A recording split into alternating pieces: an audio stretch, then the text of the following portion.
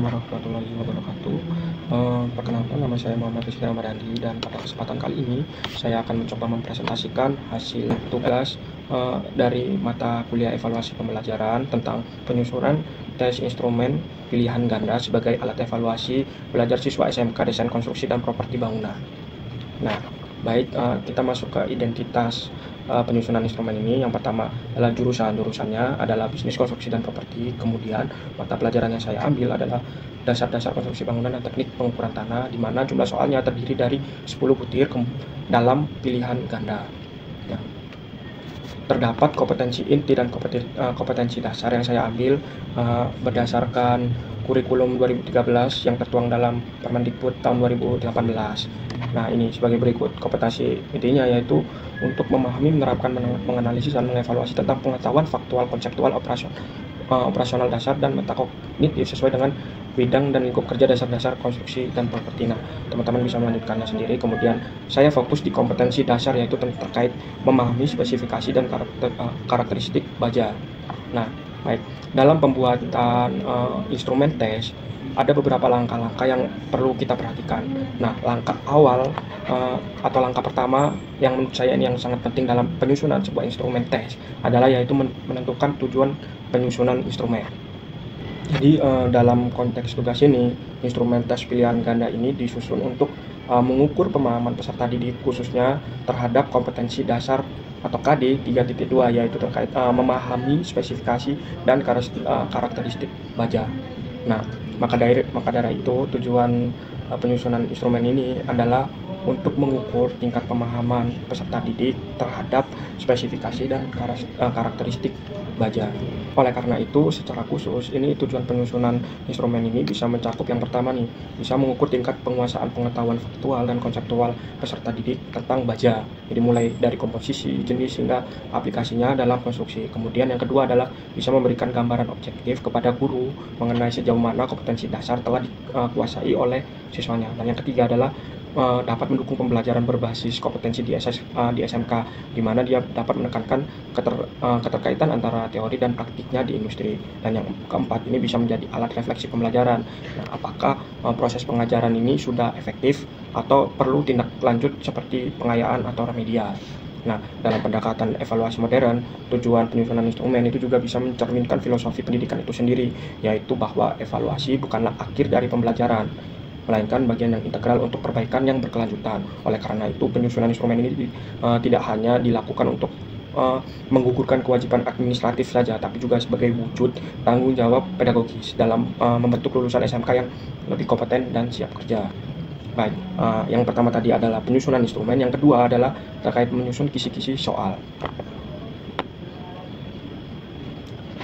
Nah, setelah tujuan instrumen sudah dibuat jelas, maka saya menyusun kisi-kisi soal berdasarkan KD 3.2, yaitu kisi-kisi bisa mencakup materi, kemudian level kognitif, indikator soal, dan nomor soal, dan bentuk soal.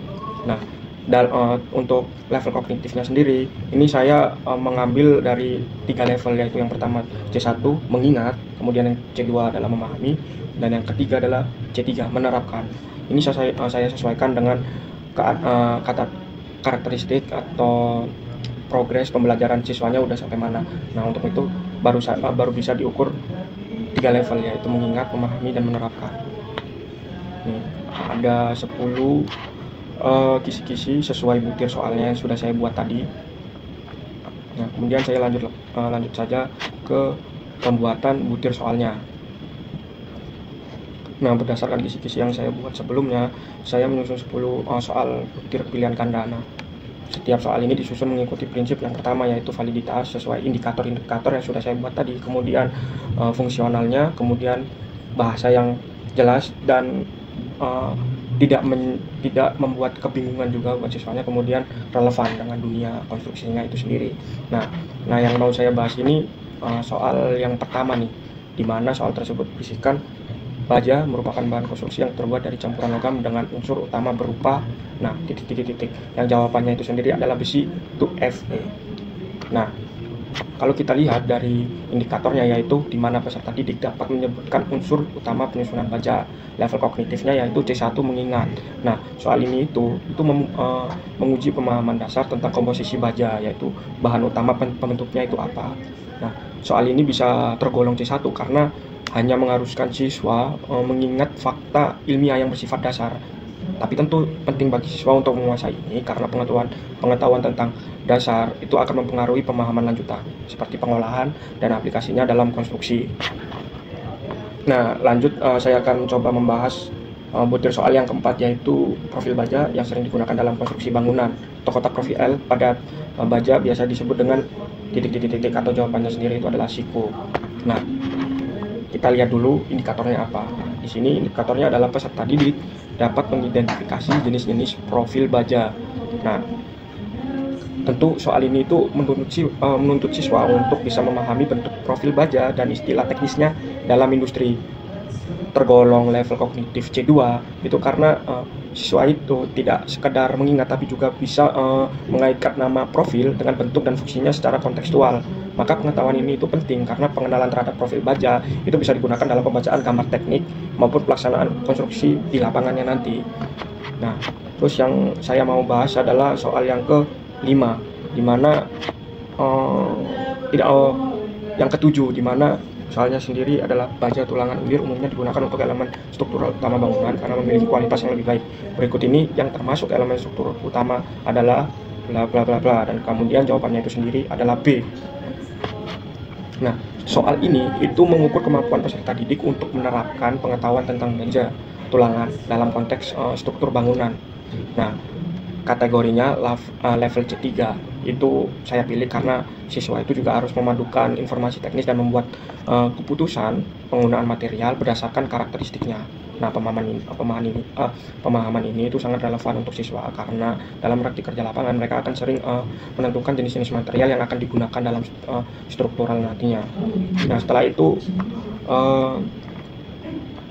saya langsung ke langkah selanjutnya, yaitu setelah butir soal dibuat, yaitu kita menentukan pedoman penskorannya. Nah, di sini saya membuat di mana jawaban yang benar itu akan diberikan skor 1, kemudian jawaban yang salah akan diberikan skor 0. Dan untuk skor maksimalnya adalah 10.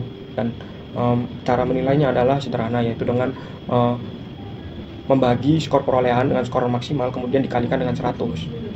Nah, jika jawabannya semuanya adalah benar, maka nilai tertingginya adalah 100. Kemudian ini adalah rubrik penilaiannya, yaitu di mana rentang nilai 86 sampai 100 adalah sangat baik, kemudian nilai di bawah 40 adalah sangat kurang.